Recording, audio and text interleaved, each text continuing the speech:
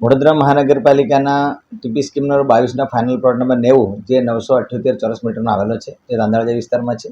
જે થોડા વર્ષો અગાઉ ક્રિકેટર યુસુફ પઠાણ દ્વારા તેની માંગણી કરવામાં આવી હતી અને તેની ફાળવણી કરવા માટે આગળની થોડી કાર્યવાહી કરવામાં આવી હતી, પરંતુ સરકારશ્રી તરફથી કોઈ મંજૂરી મળેલ ન હતી, જેથી તે પ્લોટ એને ફાળવવામાં આવેલો નથી.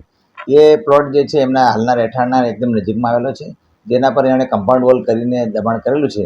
તે દબાણ દૂર કરવા માટે આપણે વડોદરા મહાનગરપાલિકા તરફથી નોટિસ આપવામાં આવી છે. એ નોટિસ સામે તેઓએ નામદાર ગુજરાત હાઈકોર્ટને પિટિશન દાખલ કરી છે. તે કોર્ટ કેસ ચાલી જતાં ગઈકાલે જે મુદત હતી તેમાં નામદાર હાઈકોર્ટ દ્વારા એમના જુદા જુદા દબાણ દૂર કરવા માટે આર્ગ્યુ પણ કરવામાં આવે છે, દલીલો કરવામાં આવી છે અને તે અંગે આખરી હુકમ આવતી મુદતે લગભગ 15 જૂનના રોજ કરવામાં આવશે એવું માનવામાં આવી રહ્યું છે.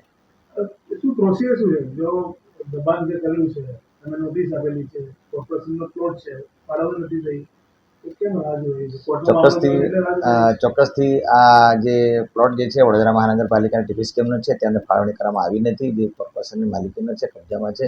પરંતુ એમણે જે કમ્પાઉન્ડ વોલનું દબાણ દૂર કર્યું છે તેની દૂર કરવા માટે તેઓને નોટિસો આપવામાં આવેલી હતી. તેની સામે નામદાર ગુજરાત હાઈકોર્ટમાં ગયા છે અને એના જે કેસ અન્વયે નામદાર ગુજરાત હાઈકોર્ટમાં વિવિધ દલીલો થઈ, અપીલ થઈ અને એ હુકમ છે જે એકદમ નજીકમાં છે, હુકમ થઈ જશે અને તરત નિયમ અનુસાર કાર્યવાહી કરવામાં આવશે.